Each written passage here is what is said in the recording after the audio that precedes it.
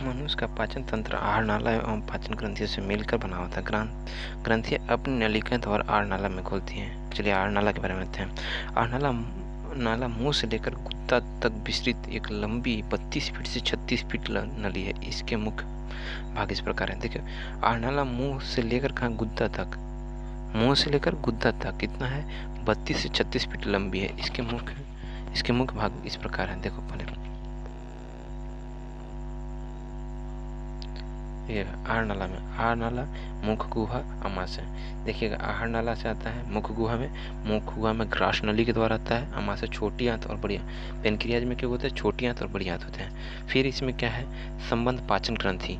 इसमें होता है यकृत होता है, अग्नाशय होता है। क्या होता है, यकृत होता है, अग्नाशय होता है। देखिए, हम लोग जो भोजन होता है मुंह से लेते हैं और 32 फीट लंबा, 32 से 36 फीट लंबा होता है नली, जो कहाँ, गुद्दा के बाहर से फिर बाहर क्या निकल जाता है, इसको जो है एनस बोलते हैं, वहाँ तक रेटिकम से बाहर निकल जाता है। देखिए, माउथ से लेकर लीवर पहले जाएगा, कौन था वैसे फोकस में जाएगा वो, उसके बाद लीवर में जाएगा, उसके बाद लीवर में जाएगा, फिर जेल ब्लॉडर में जाएगा, स्टोमक में जाएगा, स्मॉल इंटाइन में जाएगा, अपेंडिक्स हो जाता है, लार्ज इंटाइन, और रेटिकम से बाद एनस के माध्यम से बाहर निकल जाता है। चलिए मुख के बारे में बताते हैं। मुख गुहा में दांत एवं लार ग्रंथि होते हैं। दांत, पहले सबसे पहले हम लोग पाचन तंत्र में क्या पढ़ेंगे, दांत के बारे में पढ़ेंगे, क्योंकि हम लोग मुंह से बात करते हैं, मुंह से स्टार्ट करेंगे। पहले जो होता है, दांत से पाचन स्टार्ट हो जाता है। मनुष्य के जीवन काल में दांत को 2 बार निकलता है, जिसे दीर्घदांत डायोडोंट अवस्था कहते हैं। बचपन से निकलने वाले दांत को दूध के दांत कहते हैं। इसकी संख्या 20 होती है। देखिए, मनुष्य में जीवन में सिर्फ 52 दांत ही स्पेशल आता है। 52 दांत के बाद कोई दांत जमता नहीं है, जिसमें 20 दांत टूट जाते हैं और जम के टूट जाते हैं। 6 से 7 वर्ष की आयु के बाद बच्चे के ये दांत एक एक करके गिर जाते हैं। ठीक है, इसके बाद अस्थायी दांत आते हैं, परमानेंट टीथ बोलते हैं जिसको।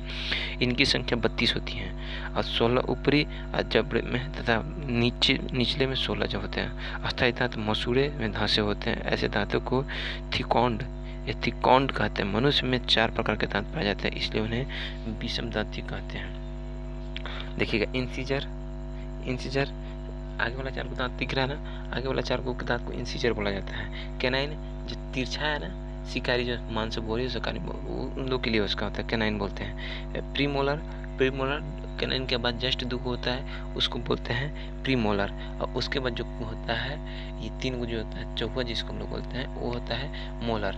इसमें देखिएगा, मोलर जो होता है, मोलर में एक दांत आता है ना, जिसको बोलते हैं हम लोग क्या, अकल का दांत बोलते हैं। सबसे लास्ट में जो आता है, कि वो अवस्था में 24 साल में लगभग आ ही जाता है ये। ठीक है, इसको बोलते हैं मोलर। मोलर में 2 दांत होते हैं। अब सवाल उठता है कि ये जो होता है, कि बताइए कि इसमें प्री मोलर होता है कि नहीं होता है। हाँ, होता है प्री मोलर। देखिए, प्री मोलर नहीं होता है। बचपन में क्या होता है, इंसीजर, 4 दांत आगे को इंसीजर बोलते हैं, कैनाइन एक ही बोलते हैं। प्री मोलर नहीं होता है, मोलर होता है। मोलर का सिर्फ 2 दांत होता है, इसलिए वो 20 होता है। इसका ये याद नहीं रखना है, 21, 23 नहीं रखना है। 4 भागों में बटोगे, आगे में 4 भागों में रखना, कैनाइन, इंसीजर, ठीक है, प्री मोलर और फिर मोलर।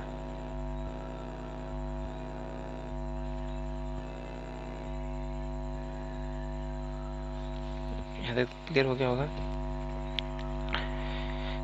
देखिए, मनुष्य के दांत के 3 भाग होते हैं, शिखर, ग्रीव एवं जड़ होते हैं। ठीक है, जैसे ग्रॉन, नेक एंड जड़ कहते हैं। दांत के ऊपरी चमकीले भाग को इनामेल कहते हैं। दांत के ऊपरी जो भाग होता है ना, उसको इनामेल कहते हैं, जो सबसे ऊपर होता है, बहुत पतला होता है, जो मनुष्य के सबसे मजबूत भाग है। इनामेल के नीचे वाले परत को डेंटाइन कहते हैं, जो हल्का समझ होता है इनसे। अब देखिएगा, दांत में इंसीजर भोजन को, अब दांत में होता है इंसीजर, जो होता है भोजन को आगे से इधर के नोचना, फाड़ना, चिड़ना, उसी का काम होता है। तो कैनाइन के भोजन को चीरना एवं फाड़ना होता है। कैनाइन के जगह ये होता है ना, एक सिंगल जो होता है कैनाइन, होता है चिड़ना, किसी चीज़ को पकड़ के खींचते हैं ना। अगर इसे प्रीमोलर भोजन को चबाने में होता है, और ये मोलर होता है भोजन को चबाने, दोनों का काम हुई है। लार ग्रंथि, सेरेब्रल ग्लैंड, मुख गुहा में 3 जोड़ी लार ग्रंथि होते हैं। कौन कौन होते हैं, 3 जोड़ी होते हैं। मुख गुहा में क्या होते हैं, 3 जोड़ी होते हैं। सेबिकुलर और पैराइडल ग्रंथि। इसमें लार स्रावित होते हैं, जो हल्का अम्लीय पीएच कितना होता है, 6.8 होता है। लार में सलाइवरी एमाइलेज या टाइलिन नामक एंजाइम पाया जाता है। मंड को जो मतलब स्टार्च को कहते हैं शकरा में माल्टोज में परिवर्तित करता है। सांपों में पैराइडिट ग्रंथि विश्व ग्रंथि विपरीत हो जाता है। ग्रास नली ये आहारनाला का संकरी भाग होता है, 10 से 12 इंच लंबा होता है। इसमें भोजन का पाचन नहीं होता है, बल्कि ये भोजन को अमाशय तक पहुंचाता है।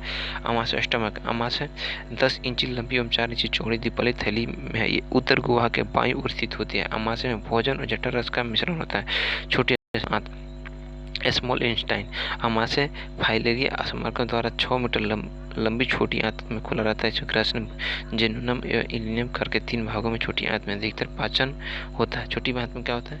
छोटी आंत में अधिकतर पाचन कहाँ होता है? छोटी आंत में होता है। अधिकतर पाचन क्या होता है? छोटी आंत में। बड़ी आंत में देखिएगा ये 1.5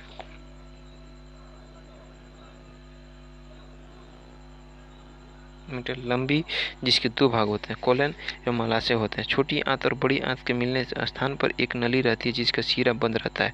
इसके सीकम कहते हैं, जो कि अवशेष अंग इसके सिरे पर अपेंडिक्स होता है जिसका कोई कार्य नहीं है। इसके के संक्रमण से एपेंडिसाइटिस नामक बीमारी होता है। एपेंडिसाइटिस नामक बीमारी होता है। एपेंडिक्स संक्रमण का होता है। मलाशय का अंतिम भाग गुद्दा है जिसके चारों ओर सूक्ष्म पेशी होता है। पाचन अग्नाशय पेनक्रियाज में अमाशय और ग्रहणी यू आकार की संरचना होती है जिसके बीच में गुलाबी रंग का अग्नाशय रहता है। अग्नाशय एक मिश्रित ग्रंथि है। अग्नाशय कैसे है? मिश्रित ग्रंथि है। इसकी पतली पतली नलिका अग्नाशय नलिका बनती है जो कि पित्त नली में मिली और ग्रहणी में खुली होती है। अग्नाशय में अग्नाशय रस पेनक्रियाज जूस का स्राव होता है जो इसमें 98% जल, 1.5% कार्बन लवण तथा 0.5 रासायनिक लवण पाया जाता है। इसके प्रमुख पाचन ट्रिप्सिन या काइमोट्रिप्सिन ये प्रोटीन प्रक्रिया करता है। ट्रिप्सिन क्या था? प्रोटीन। एमाइलेज ये कार्बोहाइड्रेट पर करता है। लाइपेज ये वसा पर करता है। न्यूक्लियस ये न्यूक्लिक अम्ल पर। यकृत ये एक बाह्य स्राव ग्रंथि है जो शरीर के यकृत क्या है?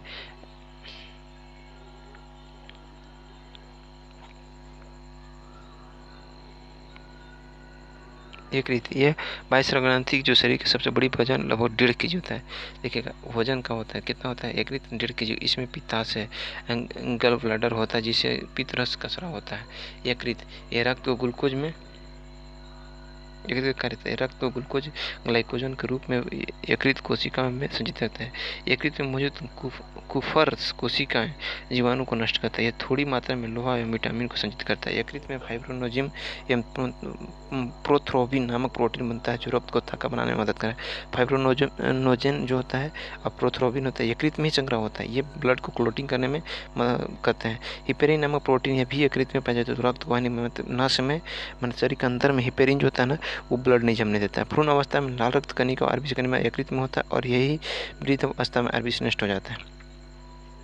यह विषैला पदार्थ को विषहीन बनाता है। पित्त रस यूरिया का निर्माण यहीं पर होता है। यह प्रोटीन की अधिक मात्रा को कार्बोहाइड्रेट पर होता है। पित्त रस जो पित्त रस पीले रंग का होता है इसमें 86 मिनट जल सेल्सियस 12% कार्बोनिक आकार में पित्त कणिकाएं उपनीत कणिकाएं पाए जाते हैं। पित्त लवण बालसलेट ये sodium carbonate, sodium taurocholate, sodium glycolate आदि होता है। पित्त रस बिलिरुबिन बिल्डिंग्स होता है। पाचन क्रिया में पित्त का लवणों की सहायता में वसा में विघटन का प्रसंस्करण